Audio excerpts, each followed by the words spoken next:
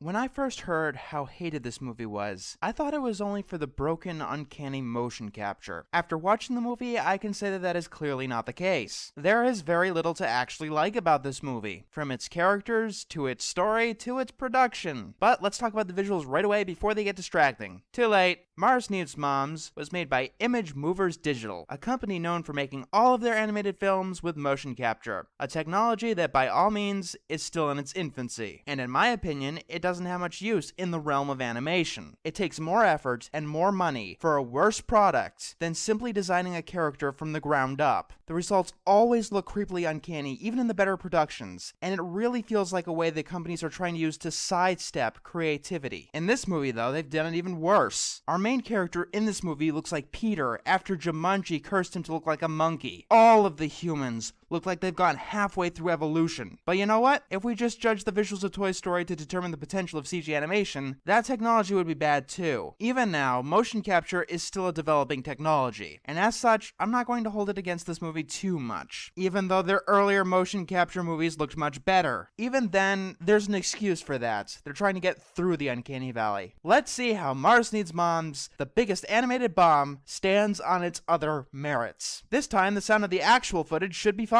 The movie starts, appropriately enough, on Mars. There's the Mars rover examining right by the alien base. By the way, it's almost a major plot point that humans don't know about the existence of Martians. And you start with the Mars fucking rover, the first shot of the movie, and you screwed up. We see that there's actually life on Mars, but the Mars rover didn't. Some of these newborns pop out of the ground. If that's as appealing as they can make the aliens look, I'm not too sure that I want to see what the humans look like. They actually kind of remind me of Norns from an old PC game called Creatures, that for some goddamn reason doesn't have a Steam release. These guys are just a lot less appealing though.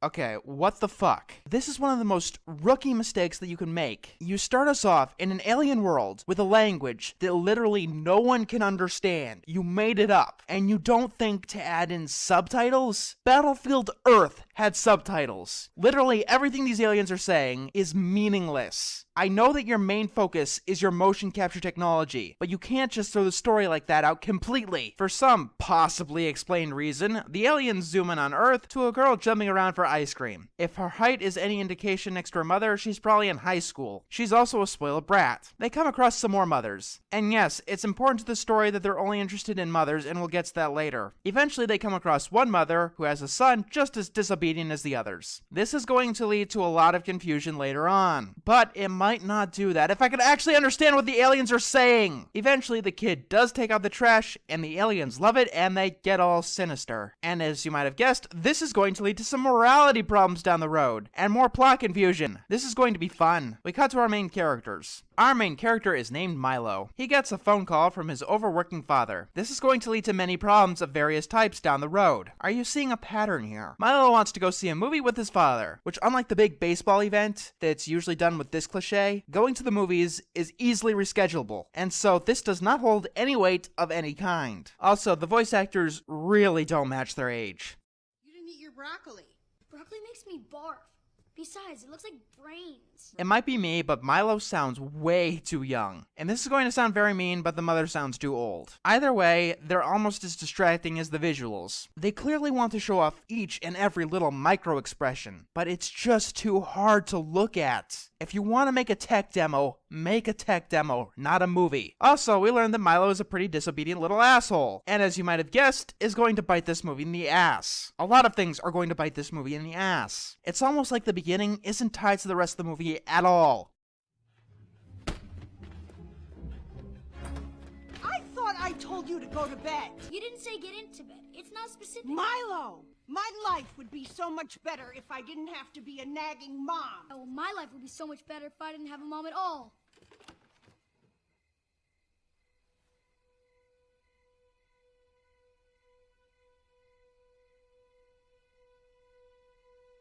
Wait, I know that this kid is supposed to learn his lesson by the end of it, but that was just too damn mean-spirited. They hold on how much those words hurt, even though most mothers probably wouldn't take it to heart that much. Kids can say very stupid things. Besides that though, you've given me nothing to like at all about Milo. There needs to be something that you can gravitate to that makes him want to learn his lesson. All I know is that he's a mean-spirited kid who is disobedient. Oh yeah, he likes zombie movies. That doesn't help with anything. Every single kid on Earth is supposed to relate to this kid because he likes zombie movies. That is literally the only other facet of his personality. He gets a realization, but it's a little bit too late. He tries to apologize, but finds a glowing light right outside his mother's room. She has been abducted by aliens. Milo runs out to try and save her or something. He finds the aliens putting her in a rocket ship. Since she's moving around, it's obvious that they didn't use any anesthetic. So she's a pretty damn heavy sleeper. He attacks the rocket ship with a stick because he's an idiot and somehow gets whisked away. As the rocket ship is launched into space, the movie is more intent on showing off the animation. It doesn't help that Gmod ragdolls move more realistically. Through a technology that's never really explained, the spaceship almost teleports to Mars. It lands at a base that the Mars rover seen at the beginning of the movie never caught on to. I wouldn't complain, except that there's really no reason that the Martians would need to hide, or not be able to breathe air on their own fucking planet. It may seem small, but it's the little things like this that can really make your movie. Not helping is that what should have been an oversight is a crucial plot point later. Outside, the Martian leader sees a colorful graffiti tag on a wall that was literally just underground, and gets angry about it. She talks to one of the aliens. I don't know her name because fuck subtitles, am I right? The aliens have found Milo and do something with him.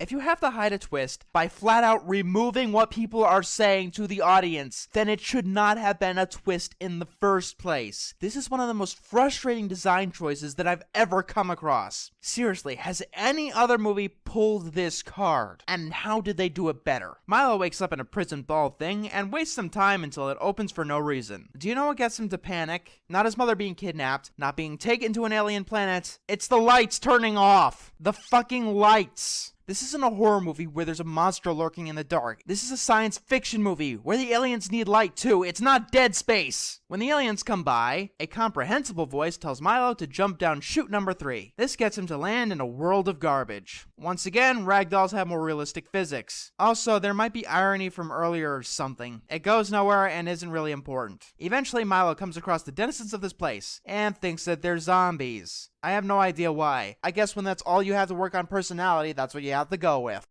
I'm warning you. I know karate. Well, at least on the Wii. Because that doesn't date this movie at all. This scene is remarkably stupid. Mom, she's the one that feeds me. She washes my clothes. She washes my clothes. My mom, she vacuums the house. I love that all of the ways he describes his mother has to do with chores. How do you describe your mother?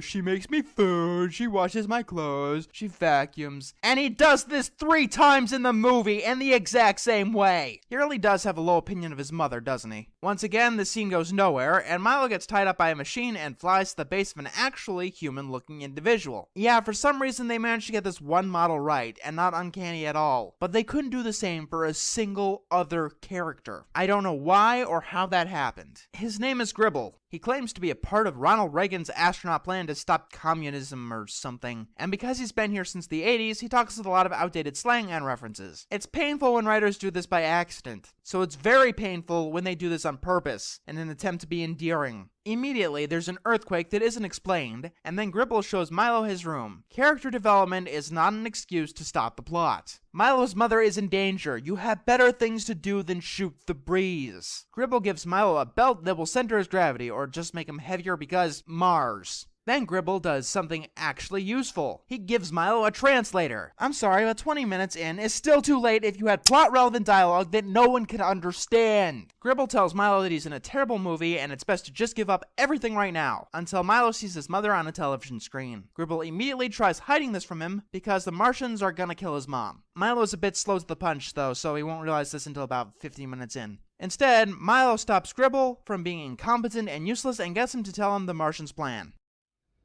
Fact is, Mars needs moms. Hey, Bob, do you think that would make a good title for this movie? What? No. That's the most stupid thing that I've ever heard in my life. I mean, it sounds like a parody of the plot we're doing. Wait a minute. We're supposed to be taking this seriously? Oh my fucking god. You know what? That's it. I quit. But in all seriousness, we see the plan here. Every 25 years, baby Martians pop out of the ground because the target audience is too old to believe in the stork, but not quite old enough to know about reproduction yet. And, the Martians, they're terrible at mothering. Which is ironic, really, since the ones running the place upstairs, they're all female.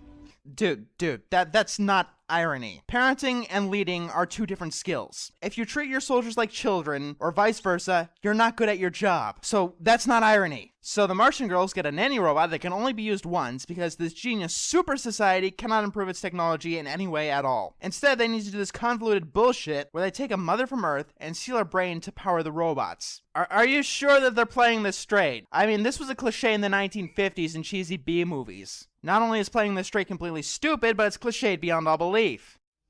Find someone who is really good at controlling their own kid. Oh, my life would be so much better if I didn't have a mom at all. Yeah, apparently the Martians only look for a fraction of a second. So kids, it's best not to take any chances. If you listen to your parents at all, for any reason, the Martians will think that they're good parents and take them away, kill them, and put their brains in a robot. You need to disobey them for their own protection. Wait until we get to the real moral of this movie. Milo wants to save his mother, so Gribble gives him a wristwatch that counts down to sunrise. You realize that your audience isn't Martians, right? The hardest part of science fiction is conveying these alien ideas and concepts to the audience. So, let me give you a hint on what to do here. It really helps to try. Gribble comes up with a plan that's most likely going to get Milo killed. I know I said I wouldn't complain too much about the animation, but no close-ups, please. So here's Gribble's plan. Let the Martians chase and scare Milo to the point he doesn't care about his mother's dying anymore. Number 1, that's stupid. Number 2, that's horrible. And number 3, Gribble of all people should know why this plan won't work. For what it's worth about this movie, the set pieces are pretty damn impressive. They almost look like something out of Star Wars. During this time that is mostly filler, they try to explain some concepts about the world, but they could have been done at literally any time. And some of them were done earlier. As such, I'm not going to tell you about any of them here. We've seen most of this before. Since Gribble is an idiot, his plan backfired, and now Milo is in huge trouble. And as such, Milo does what he does best. He runs around some hallways. I mean, there is a lot of running in this movie. Half the time, I feel like I'm playing a David Cage video game. Tell me which way. Oh, did you just call me an idiot? Which way? I'm lost here. No. I think that you have to apologize now. I'm waiting. All right, I'm sorry. Milo hides in a closet and Gribble gets captured. Milo ends up being covered in one of those colorful graffiti tags. Pointing it out for the second time earlier was completely pointless. Then we get to the most annoying character in the whole movie. What you need to know is that this character learned how to speak English by watching television from the 60s. They were tracking me? I was talking to Gribble. I just realized that Milo's dialogue isn't much better. For the whole movie, all he does is state the fucking obvious. That's 90% of his dialogue when he gets to Mars. We have a character who tells us only what we already should know. A character with outdated slang from the 80s, and a character with outdated slang from the 60s. When you use outdated slang by accident, it's awkward and annoying. When you do it on purpose, it's awkward and annoying. That's why you have characters use outdated slang, to be awkward and annoying. This is not endearing in the slightest. The alien's name is Key, and for some reason she's dressed like Laura Croft. Okay, you're from Earth, so you must know. What do you turn on? What do you drop out of? That's English. Where did you learn English? If that's your idea of English, I must be the fucking Martian here.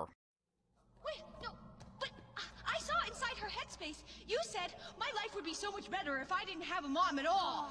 And the Martians kidnapped her because she instills obedience. And they're still gonna kill her for that obedience that they just found out doesn't exist. The moral you are trying to teach is not compatible with this story. We fit the moral to the story, not the other way around. Or this is what you get. Once again, Milo begins trying to describe his mother's role. He does it like a 4-year-old. She looks after me and she tells me what to do.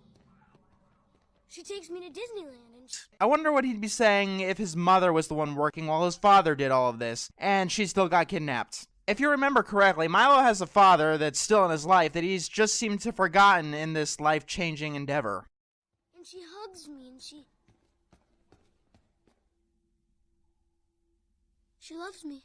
That line belongs more to an older man who figured out why the girl at the coffee shop has always been there for him. Not a kid about his parent who is there in his life every single day. Like I said, he's acting 5 years younger than he actually is. Maybe I am playing a David Cage game. You know, where a 10-year-old kid runs away from his parents because he wants a balloon from a cloud, and then decides to run across a busy street for no good reason.